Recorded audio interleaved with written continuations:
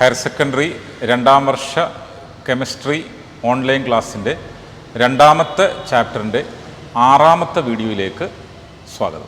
അപ്പോൾ നമ്മൾ കഴിഞ്ഞ വീഡിയോ ക്ലാസ്സിൽ 2 കോളിഗേറ്റീവ് പ്രോപ്പർട്ടീസിനെ കുറിച്ചാണ് നമ്മൾ ഡിസ്കസ് ചെയ്തത്. ഒന്ന് റിലേറ്റീവ് ലോവറിംഗ് ഓഫ് വേപ്പർ പ്രഷറും 2 എലിവേഷൻ ഓഫ് ബോയിലിംഗ് പോയിന്റും.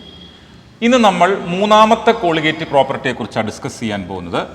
ആദ്യം ഡിപ്രഷൻ ഇൻ ഫ്രീസിംഗ് പോയിന്റ് എന്ന് പറയുന്നതാണ്. എന്താണ് ഫ്രീസിംഗ് പോയിന്റ് നമുക്കറിയാവുന്ന കാര്യമാണ്. എങ്ങനെയാണ് നമ്മൾ സാധാരണ ഒരു ഫ്രീസിംഗ് എന്ന് പറയുന്ന ഒരു പ്രോസസ്സ് നമ്മൾ അച്ചീവ് ചെയ്യുന്നത് നമുക്ക് അറിയാം.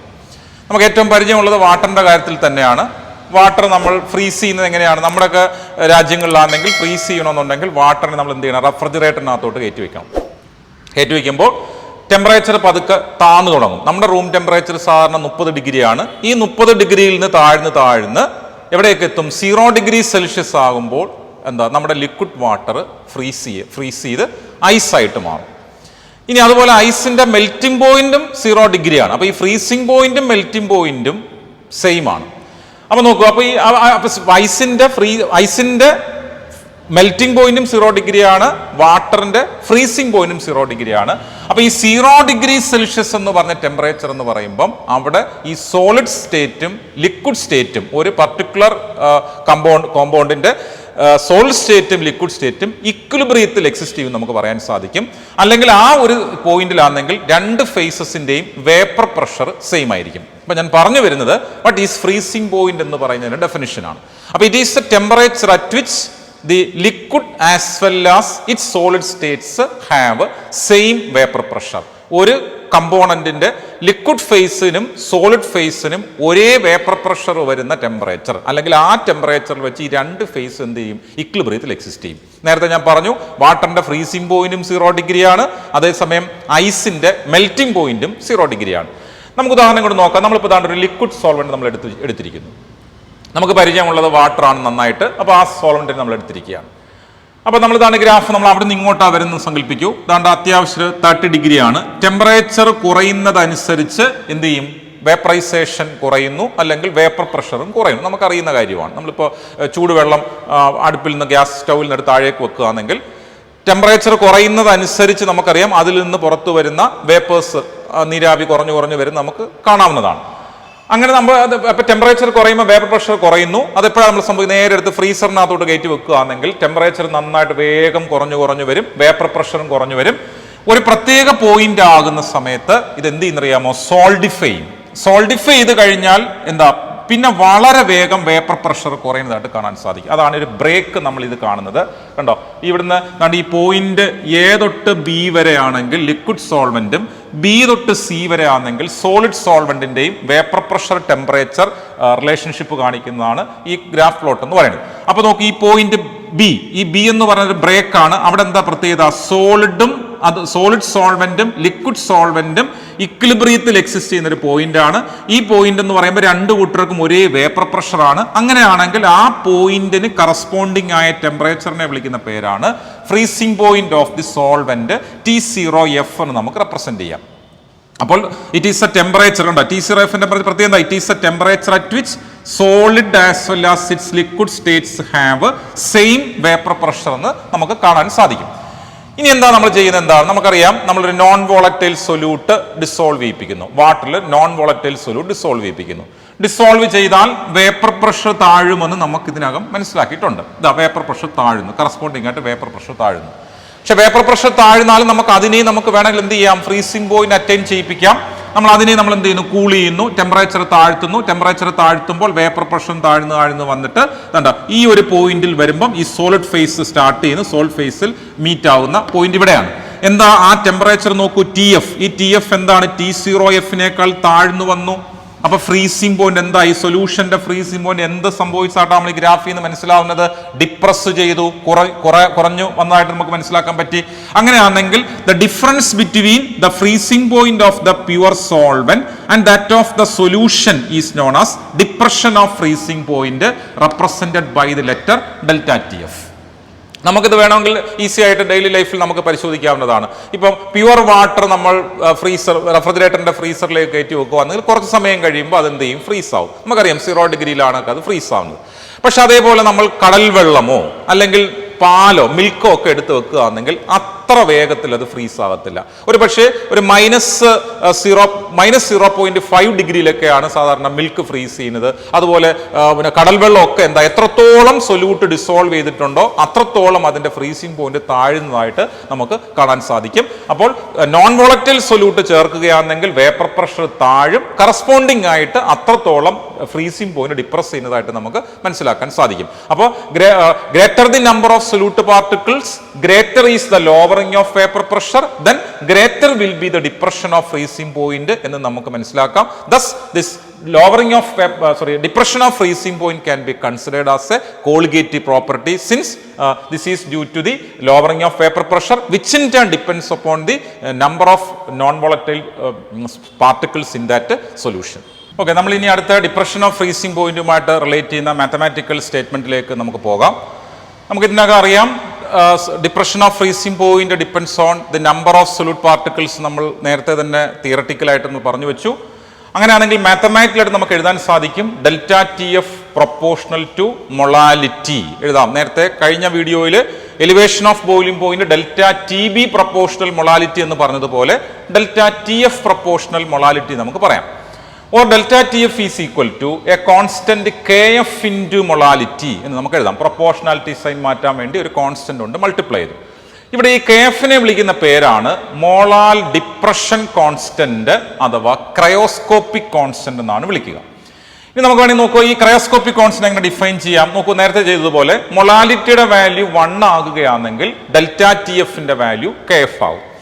അങ്ങനെയാണെങ്കിൽ this molal depression constant or cryoscopic constant is defined as the depression freezing point obtained for a solvent by dissolving 1 mole solute in 1 kilogram solvent. ഇപ്പൊ നമ്മളിപ്പോ ഒരു മോൾ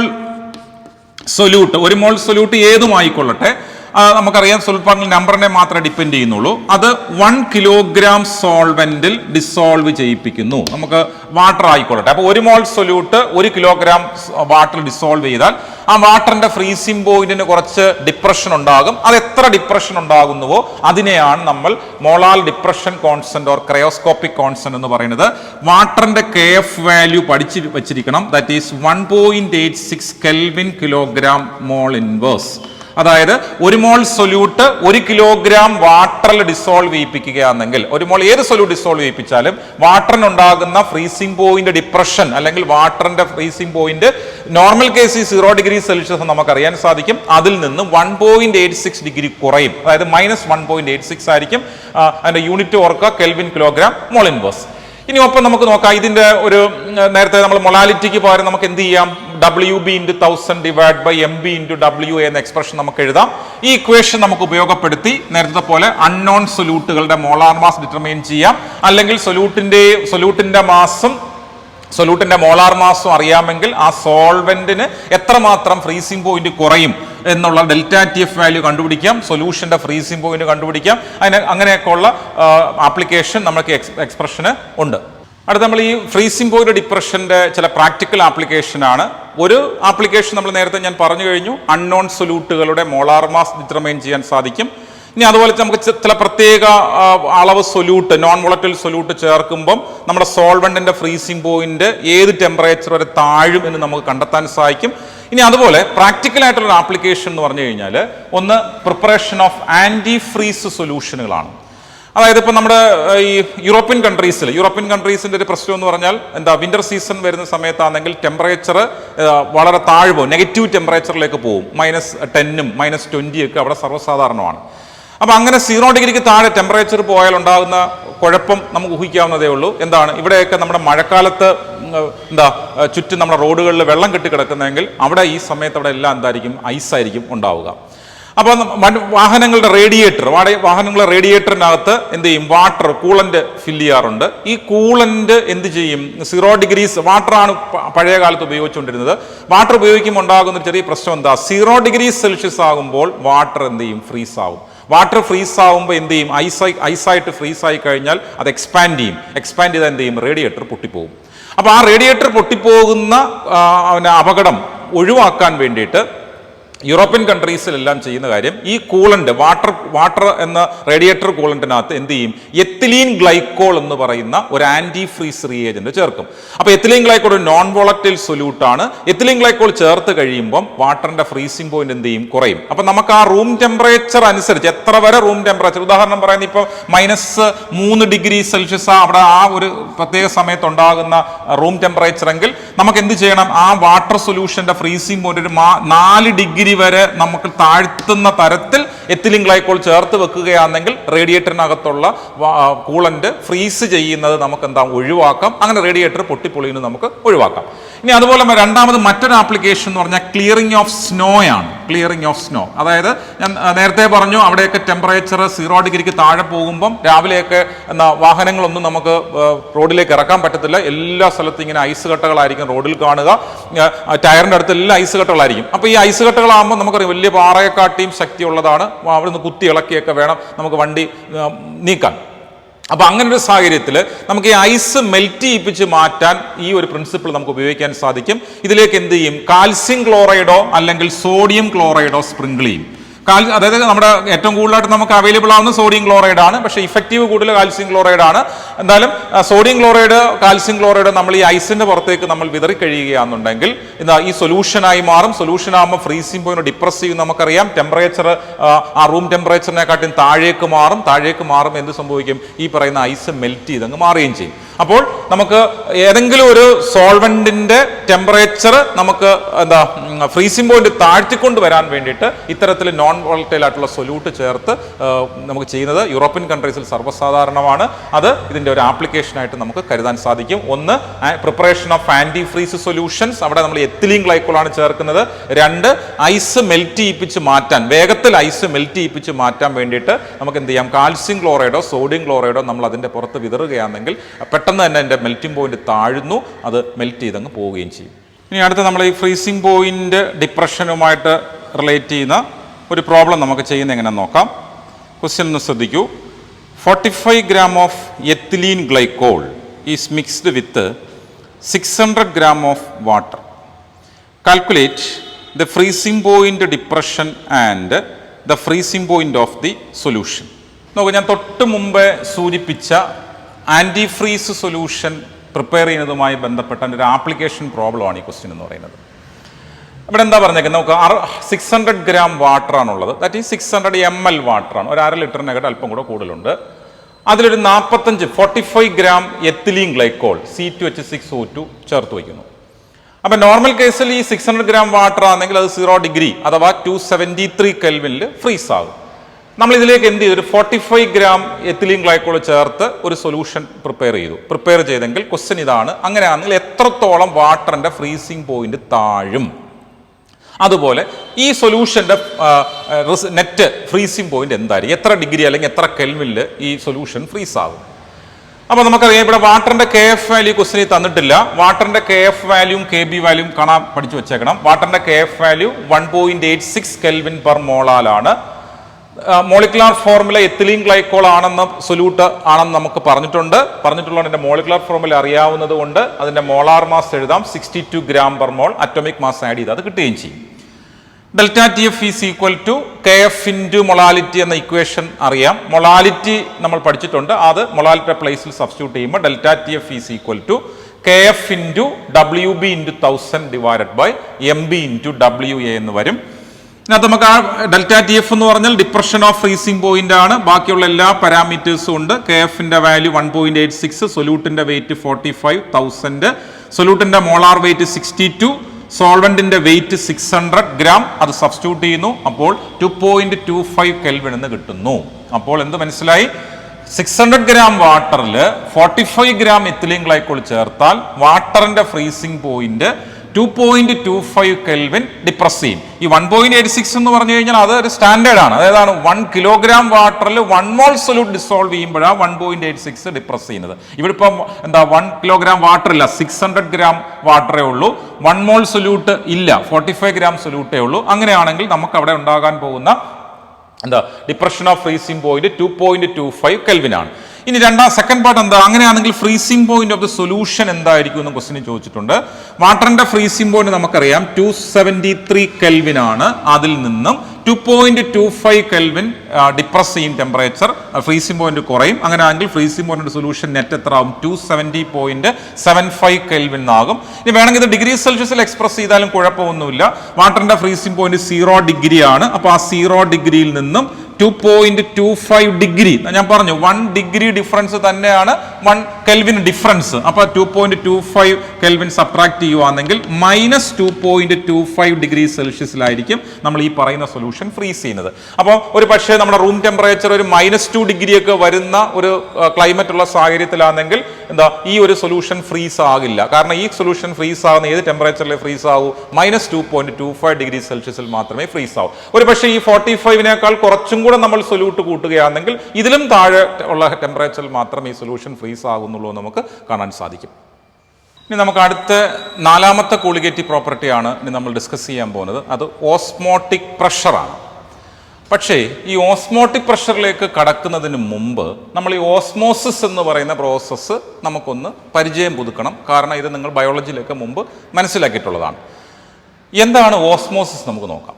എന്താണ് ഓസ്മോസിസ്? നമുക്ക് നമ്മുടെ ഡെയിലി ലൈഫിൽ നമുക്ക് ധാരാളം ഓസ്മോസിസ് പ്രക്രിയകൾ നമുക്ക് ചൂണ്ടിക്കാണിക്കാൻ പറ്റും. ഉദാഹരണം പറയുമെങ്കിൽ നമ്മളിപ്പം വാട്ടറിലേക്ക് നമ്മളിപ്പോൾ ഏതെങ്കിലും വെജിറ്റബിൾസ്, നമ്മൾ കടയിൽ നിന്ന് വെജിറ്റബിൾസ് വാങ്ങിക്കൊണ്ട് വന്നു കഴിഞ്ഞാൽ നമ്മൾ വെള്ളത്തിലിടാറുണ്ട്. അതുകൊണ്ട് വെള്ളത്തിലിടുന്ന സമയത്ത് നമുക്കറിയാം അതിനെന്താ അന്ന് റിവൈവ് ചെയ്യും, അതൊന്ന് ജീവൻ വെക്കും. ഇപ്പോൾ ഉണങ്ങിയതും വാടിയതുമായിട്ടുള്ള വെണ്ടക്കയോ അല്ലെങ്കിൽ ക്യാരറ്റോ ഒക്കെ നമ്മൾ വെള്ളത്തിലേക്ക് ഇടുന്ന സമയത്ത് അതെന്താ നല്ല ഫ്രഷപ്പ് ആവും, നല്ല പുതിയതുപോലെ അല്ലെങ്കിൽ നമ്മളിപ്പോൾ പറിച്ചെടുത്തതുപോലെയുള്ള ജീവൻ വെക്കുന്ന പോലെ നമുക്ക് തോന്നാറുണ്ട്. നമ്മൾ ഉണക്കമീൻ ചിലരെങ്കിലും വാങ്ങിക്കാറുണ്ട്. ഉണക്കമീൻ കൊണ്ടുവന്ന് ആദ്യം നല്ല ചൂട്ട് പോലിരിക്കുന്ന സംഗതിയാണ്. പക്ഷെ കുറേ സമയം വെള്ളത്തിൽ ഇട്ട് കഴിയുമ്പോഴത്തേന് അതിനെന്താ ഒരു മൃദുത്വം വരും. അപ്പം അങ്ങനെ അതെല്ലാം എന്താണ്? ഓസ്മോസിസ് എന്ന് പറയുന്ന ഒരു പ്രോസസ്സ് കാരണമാണ് വാട്ടർ ഈ പറയുന്നതിൻ്റെ ഉള്ളിലേക്ക് ഇൻഫ്ലോ ഉണ്ടാകുന്നത്. അതുപോലെ തിരിച്ചുകൊണ്ട് നമ്മളിപ്പോൾ ഉപ്പ് വെള്ളത്തിലേക്ക് കണ്ണിമാങ്ങയോ നാരങ്ങയോ ഒക്കെ ഇട്ട് കഴിയുമ്പോഴത്തേന് ഇതെല്ലാം അങ്ങ് ചുരുങ്ങിപ്പോവും. അപ്പോൾ ചുരുങ്ങിപ്പോകുന്നതിൻ്റെ റീസൺ എന്തായിരിക്കും? അതിന് ഉള്ളിൽ നിന്നും വാട്ടർ പുറത്തേക്ക് പോകുന്നത് കൊണ്ടായിരിക്കാം. അപ്പോൾ ഈ പ്രവർത്തനങ്ങളെല്ലാം ഓസ്മോസിസ് ആണ്. അതൊക്കെ നമ്മൾ ഡെയിലി ലൈഫിൽ നമ്മൾ കണ്ടിട്ടുള്ള, നേരത്തെ പഠിച്ചിട്ടുള്ളതാണ്. ഇപ്പോൾ പൂക്കളുടെയൊക്കെ വെള്ളത്തിലിട്ട് വെക്കുമ്പോഴൊക്കെ നല്ല മുല്ലപ്പൂവൊക്കെ വെള്ളം തളിച്ച് വെക്കുക ആണെങ്കിൽ എല്ലാം അത് വാടിപ്പോകത്തില്ല, അത് കുറച്ച് നന്നായിട്ട് ഫ്രഷ്നെസ് കൈവരുന്നതായിട്ട് നമ്മൾ ഡെയിലി ലൈഫിൽ കണ്ടിട്ടുള്ളതാണ്. അപ്പം നമ്മൾ അതിൻ്റെ ടെക്നിക്കിലേക്ക് നമുക്കൊന്ന് കടക്കാം. ആ പ്രവർത്തനങ്ങളെല്ലാം ഓസ്മോസിസ് ഡെയിലി ലൈഫിൽ നമ്മൾ കാണുന്ന ഓസ്മോസിസ് പ്രവർത്തനങ്ങളാണ്. നോക്കുക, ഇവിടെ 2 വെസലിൽ ഒരു വെസൽ നമ്മൾ പ്യുവർ സോൾവെന്റ് എടുത്തിട്ടുണ്ട്. ഇപ്പോൾ തൽക്കാലം ആ സോൾവെന്റിനെ നമുക്ക് എപ്പോഴും പറഞ്ഞു വരുന്ന വാട്ടർ തന്നെ എടുത്തേക്കാം. വാട്ടറാണ് എടുത്തേക്കുന്നത്. തൊട്ടടുത്ത വെസലിലാണെങ്കിൽ ഒരു സൊല്യൂഷൻ ആകാം. അപ്പോൾ ഈ സൊല്യൂഷൻ എടുത്ത ശേഷം ഇവരെ രണ്ടുപേരെയും നമ്മളൊരു സെമി പെർമിയബിൾ മെമ്മറൈൻ കൊണ്ട് സെപ്പറേറ്റ് ചെയ്തിട്ടുണ്ട്. സെമി പെർമിയബിൾ മെമ്മറൈൻ എന്ന് പറഞ്ഞു കഴിഞ്ഞാൽ it is a membrane which permit only solvent molecules to pass. അതിലൂടെ സോൾവെന്റ് മോളിക്യൂളുകളെ മാത്രമേ അയാൾ പെർമിറ്റ് ചെയ്യൂ പാസ്സാകാൻ. ഒരു കാരണവശാലും സൊല്യൂട്ട് പാർട്ടിക്കിളുകളെ അതിനകത്തൂടെ അത് കടന്നു പോകാൻ സമ്മതിക്കത്തില്ല. അപ്പോൾ അതിന് എക്സാമ്പിൾസ് എന്ന് പറഞ്ഞാൽ നമുക്ക് ധാരാളം സെമി പെർമിയബിൾ മെമ്മറൈൻ പറയുവാൻ സാധിക്കും. ഇപ്പം അനിമൽ മെമ്മറൈൻസും വെജിറ്റബിൾ മെമ്മറൈൻസ് എല്ലാം സെമി പെർമിയബിളാണ്. ഏറ്റവും എളുപ്പത്തിൽ പറയാമെന്ന് വെച്ചാൽ നമ്മുടെ പുഴുങ്ങിയ മുട്ട തോട് പൊളിക്കുമ്പോൾ ആദ്യം കാണുന്ന ഒരു മെമ്മറൈൻ സെമി പെർമിയബിൾ മെമ്മറൈനാണ്. അതുപോലെ സെല്ലുലോസ് അസറ്റേറ്റ് എന്ന് പറയുന്നത് ഒരു സെമി പെർമിയബിൾ മെമ്മറൈനാണ്. പിന്നെ പാർച്ച്മെന്റ് പേപ്പർ, പിക്സ് ബ്ലാഡർ കൊണ്ടുണ്ടാക്കുന്ന പാർച്ച്മെന്റ് സെമി പെർമിയബിൾ മെമ്മറൈനാണ്. അതുപോലെ സെല്ലോഫൈൻ മെമ്മറൈൻ എല്ലാം ഈ സോൾവെന്റ് മോളിക്യൂളുകളെ മാത്രം പാസ് ചെയ്യാൻ സമ്മതിക്കുന്ന മെമ്മറൈനുകളാണ്. അപ്പൊ അങ്ങനെ ഏതെങ്കിലും ഒരു മെമ്മറൈൻ കൊണ്ടുവന്ന് നമ്മൾ ഈ സോൾവെന്റിനെയും സൊല്യൂഷനും നമ്മൾ സെപ്പറേറ്റ് ചെയ്യുകയാണെങ്കിൽ എന്ത് സംഭവിക്കും? എന്തായിരിക്കും അവിടെ കാണുന്ന ഒരു ഒബ്സർവേഷൻ? അവിടെ കാണുന്ന ഒബ്സർവേഷൻ ഇതാണ്: സോൾവെന്റ് മോളിക്യൂളുകൾ ഈ സൊല്യൂഷനിലേക്ക് ഈ മെമ്മറൈൻ കടന്ന് വരുവാൻ തുടങ്ങും. അപ്പൊ ഈ ഒരു പ്രോസസ്സിനെ വിളിക്കുന്ന പേരാണ് ഓസ്മോസിസ് എന്ന് പറയുന്നത്. അപ്പം വാട്ട് ഈസ് ഓസ്മോസിസ് എന്ന് വെച്ചാൽ ഇത് ആരെങ്കിലും നമ്മൾ എക്സ്റ്റേണൽ ഏജൻസി ഇൻഫ്ലുവൻസ് ഇല്ല. അപ്പൊ സ്പോണ്ടേനിയസ് ആയ ഒരു പ്രോസസ്സാണ്, തനിച്ച് നടക്കുന്ന ഒരു പ്രോസസ്സാണ്. അപ്പൊ spontaneous flow of solvent molecules from pure solvent to solution. അല്ലെങ്കിൽ വേറെ ഒരു ഓപ്ഷൻ ഉണ്ട്. ഈ പ്യുവർ സോൾവെന്റിന് പകരം ഇവിടെ ഒരു ഡൈല്യൂട്ടായ സൊല്യൂഷൻ എടുക്കുക. ഈ ഇവിടുത്തെ സൊല്യൂഷന് സ്ഥാനത്ത് എന്ത് ചെയ്യുക? ഒരു കോൺസെൻട്രേറ്റഡ് ആയിട്ടുള്ള ഒരു സൊല്യൂഷൻ എടുക്കുക. ഒരു പക്ഷേ ഇപ്പൊ ഇവിടെ ഒരു 1 മോളാർ സൊല്യൂഷനും ഇവിടെ ഒരു 2 മോളാർ സൊല്യൂഷൻ എടുത്താലും ഇതേ ഒരു പ്രോസസ്സ് നമുക്ക് കാണാൻ സാധിക്കും. അപ്പൊ spontaneous flow of solvent molecules from pure solvent to solution or from a dilute solution to a concentrated solution through a semi permeable membrane is called osmosis. ഇതാണ്. അപ്പൊ നമുക്ക് ന്യായമായും ചിലപ്പോൾ ഒരു കുട്ടികൾക്ക് ഒരു സംശയം തോന്നാം, ഇത് അങ്ങനെയാണെങ്കിൽ ഈ സോൾവെന്റ് മോളിക്യൂൾ മൊത്തം ഇപ്പുറത്ത് കടന്ന് ആ കമ്പാർട്ട്മെന്റ് എന്ത് ചെയ്യും, വറ്റിപ്പോവുകയും ഈ കമ്പാർട്ട്മെന്റ് ഓവർഫ്ലോ ചെയ്യുകയും ചെയ്യില്ലേ, അല്ലെങ്കിൽ ഇത് എവിടം വരെ എപ്പോഴെങ്കിലും ഒരു നിൽക്കണമല്ലോ, ഈ പ്രോസസ്സ് എപ്പോൾ അവസാനിക്കും എന്നുള്ള ചോദ്യം നമുക്ക് വേണ്ടാവും. അപ്പൊ അവസാനിക്കുന്നത് എങ്ങനെയാണെന്ന് ചോദിച്ചു കഴിഞ്ഞാൽ ഇതല്ല, അതുപോലെ ഇത് എന്തുകൊണ്ട് സംഭവിക്കുന്നു എന്നൊരു ചോദ്യം വേണേൽ നമുക്ക് ഉന്നയിക്കാം. അപ്പൊ സംഭവിക്കാനുള്ള കാര്യം നമുക്കറിയാം, അത് വേപ്പർ പ്രഷറിന്റെ കാര്യം തന്നെയാണ്. നമുക്കറിയാം സോൾവെന്റിന്റെ വേപ്പർ പ്രഷറാണ് സൊല്യൂഷനിന്റെ വേപ്പർ പ്രഷറിനേക്കാൾ കൂടുതൽ നമുക്കറിയാവുന്ന കാര്യമാണ്. അത് നമ്മൾ ഇത് എല്ലാ വീഡിയോകളിലും നമ്മൾ ചർച്ച ചെയ്തൊരു കാര്യമാണ്. ഇവിടെ അത് തന്നെയാണ് അതിന്റെ ഇമ്പാക്ട് എന്ന് പറയുന്നത്. സോൾവെന്റ് സൈഡിൽ എന്ത് കൂടുതലായിരിക്കും, വേപ്പർ പ്രഷർ കൂടുതലായിരിക്കും. ഈ വേപ്പർ പ്രഷറിന്റെ ഒരു ഇൻഫ്ലുവൻസ് കൊണ്ടാണ് സോൾവെന്റ് മോളിക്യൂൾസ് ഇങ്ങോട്ട് എന്ത് ചെയ്യുന്നത്, ഫ്ലോ ചെയ്യുന്നത്. അപ്പൊ ഫ്ലോ ചെയ്യുമ്പോൾ എന്ത് ചെയ്യുന്നത്, ഇവിടെ ഇങ്ങനെ സൊല്യൂഷൻ ലെവൽ ഇങ്ങനെ കൂടി വരും, ഹൈറ്റ് കണ്ടത് ഇവിടെ ആയിരുന്നു ഇവിടെ ഒറിജിനൽ ലെവലെങ്കിൽ ഇതിങ്ങനെ ഹൈറ്റ് കൂടി വരും. അപ്പൊ ഒരു പ്രത്യേക ഹൈറ്റിൽ വരെ സോൾവെന്റ് മോളിക്യൂളുകൾ വന്നു കഴിയുമ്പോൾ ഈ ഹൈറ്റിന് ഇക്വലന്റ് ആയ ഒരു പ്രഷർ കൂടെ ഉണ്ടാവും. ആ പ്രഷർ കൂടെ ചേരുമ്പോൾ എന്ത് സംഭവിക്കും, ഇവിടുന്ന് ഇതിനെ ഒപ്പോസ് ചെയ്യാൻ തുടങ്ങും. ഈ പ്രഷർ ഈ സോൾവെന്റിന്റെ വരവിനെ ഒപ്പോസ് ചെയ്യാൻ തുടങ്ങും. അങ്ങനെ ഈക്വലൈസ് ചെയ്യുമ്പോൾ ഇക്വിലിബ്രിയം കണ്ടീഷൻ ആകുമ്പോൾ ഈ പ്രോസസ് എന്ത് ചെയ്യും, അവിടെ നിൽക്കുകയും ചെയ്യും. അപ്പൊ ഇത് നിൽക്കും എപ്പോഴാണ് ഈ ഹൈറ്റിന് ഇക്വലന്റ് ആയിട്ടുള്ള ഒരു പ്രഷർ ഇതിനെ ഒപ്പോസ് ചെയ്യുന്ന സമയമാകുമ്പോൾ ഈ ഓസ്മോസിസ് എന്ന പ്രവർത്തനം നിൽക്കുകയും ചെയ്യും. അങ്ങനെയാണെങ്കിൽ അതിന് ഇക്വലന്റ് ആയ ആ പ്രഷറിനെ വിളിക്കുന്ന പേരാണ് ഓസ്മോട്ടിക് പ്രഷർ എന്ന് പറയുന്നത്. Osmotic pressure. നമ്മൾ ഈ ഓസ്മോട്ടിക് പ്രഷറിനെ റെപ്രസെന്റ് ചെയ്യുന്ന ലെറ്റർ ശ്രദ്ധിക്കുക, പൈ എന്നൊരു ലെറ്റർ കൊണ്ടാണ്. പ്രോബ്ലം ഒക്കെ ചെയ്യുമ്പോൾ ഒരു പൈ കണ്ടുകൊണ്ട് ചാടിക്കറി മാത്തമാറ്റിക്സിന്റെ ഓർമ്മയ്ക്ക് 3.14 സബ്സ്റ്റിറ്റ്യൂട്ട് ചെയ്ത് കളയരുത്. ഇത് ഓസ്മോട്ടിക് പ്രഷറാണ്. അപ്പൊ നോക്കൂ, അപ്പൊ നമുക്ക് ഈ വേണമെങ്കിൽ എന്ത് ഈ ഒരു നാച്ചുറൽ ആയിട്ടുള്ള സോൾവെന്റിന്റെ ഫ്ലോയെ നമുക്ക് എങ്ങനെ തടസ്സപ്പെടുത്താം, ഈ ഹൈറ്റിന് ഇക്വലന്റ് ആയ പ്രഷർ നമ്മൾ എക്സ്റ്റേർണൽ ആയിട്ട് ഇവിടെ കൊടുക്കുകയാണെങ്കിൽ, കണ്ടോ ഒരു പിസ്റ്റൺ വെച്ച് നമ്മളൊരു പി കൊടുക്കുന്നു. ഏതിന് ഇക്വലന്റ് ആയ പിയാ കൊടുക്കാൻ പോകുന്നത്, കണ്ടോ നമ്മൾ നേരത്തെ ഈ ഹൈറ്റിന് ഇക്വലന്റ് ആയ പ്രഷർ കൊടുക്കാൻ പോവാം. ആ പ്രഷർ കൊടുക്കുകയാണെങ്കിൽ ഈ ഒരു വരവിനെ സോൾവെന്റിന് സൊല്യൂഷനിലോട്ട് വരുവാനുള്ള ആ ഒരു സ്പോണ്ടേനിയസ് ഫ്ലോയെ നമുക്ക് എന്ത് ചെയ്യാം, സ്റ്റോപ്പ് ചെയ്യിപ്പിക്കാം. അപ്പൊ അത് excess pressure that must be applied from the solution side to just prevent the osmosis or to just prevent the flow of solvent molecules from pure solvent to solution or from dilute solution to concentrated solution across a semi permeable membrane is called osmotic pressure നമുക്ക് പറയാൻ സാധിക്കും. അതായത് ഓസ്മോസിസിനെ തടസ്സപ്പെടുത്താൻ വേണ്ടിയിട്ട് അല്ലെങ്കിൽ ഓസ്മോസിസിന്റെ പ്രോസസ്സിനെ നമുക്ക് നിർത്താൻ വേണ്ടി, നടക്കാതിരിക്കാൻ വേണ്ടിയിട്ട് എത്രമാത്രം എക്സ്റ്റേണൽ പ്രഷർ നമുക്ക് സൊല്യൂഷൻ സൈഡിൽ നിന്ന് കൊടുക്കണമായിരുന്നോ ആ പ്രഷറിനെ വിളിക്കുന്ന പേരാണ് ഓസ്മോട്ടിക് പ്രഷർ. മനസ്സിലായി കാണുമെന്ന് വിശ്വസിക്കുന്നു. അപ്പോൾ ഓസ്മോസിസും ഓസ്മോട്ടിക് പ്രഷറും മനസ്സിലായി. ഇനി വീണ്ടും നമുക്ക് വേറൊരു ചോദ്യം ചോദിക്കാം. നമ്മൾ ഈ സൈഡ് ഓസ്മോട്ടിക് പ്രഷറിന്റെ സൊല്യൂഷൻ സൈഡിൽ നിന്നാണല്ലോ നമ്മൾ കൊടുത്തത്. ഈ കൊടുക്കുന്ന പ്രഷർ നമ്മൾ ഈ പറയുന്ന ഓസ്മോട്ടിക് പ്രഷറിനേക്കാൾ കൂടുതലായാൽ എന്ത് സംഭവിക്കും? ഒരു ഈക്വൽ ടു, അതായത് കൊടുക്കുന്ന പ്രഷർ ഒരു പ്രത്യേക പ്രഷറിന് ഈക്വൽ ആയി കഴിഞ്ഞാൽ സോൾവെന്റ് മോളിക്യൂൾ അവിടെ നിന്ന് ഇങ്ങോട്ട് വരത്തില്ല. ആ വരവിനെ നമുക്ക് ജസ്റ്റ് തടസ്സപ്പെടുത്തി വെക്കാം, ഇവിടുന്ന് അങ്ങോട്ടും പോകില്ല. അപ്പൊ അങ്ങനെ ആ രണ്ട് കമ്പാർട്ട്മെന്റിലുള്ള സോൾവെന്റ് മോളിക്യൂൾസ് അവിടെ തന്നെ സ്റ്റേ ചെയ്യും, അവിടെ നിന്ന് ഇങ്ങോട്ടും വരില്ല, ഇവിടുന്ന് അങ്ങോട്ടും പോകത്തില്ല. എങ്ങനെയാണെങ്കിലാണ് ഒരു പ്രത്യേക പ്രഷർ നമ്മൾ കൊടുത്തു വെക്കുകയാണെങ്കിൽ ആ പ്രഷറിനെ വിളിക്കുന്ന പേരാണ് ഓസ്മോട്ടിക് പ്രഷർ. ഇനി നമ്മൾ ഈ കൊടുക്കുന്ന പ്രഷർ എന്ന് പറയുന്നത് ഈ പറയുന്ന സോൾവെന്റിന്റെ സ്പോണ്ടേനിയസ് ആയ ഫ്ലോയെ തടസ്സപ്പെടുത്തുന്ന പ്രഷറിനെ കാട്ടിയും കൂടുതൽ കൊടുക്കുകയാണെങ്കിൽ നേരെ റിവേഴ്സ് ഓസ്മോസിസ് എന്ന് പറയുന്ന ഒരു പ്രോസസ് ഇവിടെ സംഭവിക്കും. Reverse osmosis. അപ്പൊ റിവേഴ്സ് ഓസ്മോസിസ് എന്ന് പറയുമ്പോൾ എങ്ങനെയാ സംഭവിക്കുന്നത്, എങ്ങനെയായിരിക്കും? when a pressure greater than osmotic pressure is applied from the solution side, then what happens, the solvent molecules move from solution to solvent across the semi permeable membrane.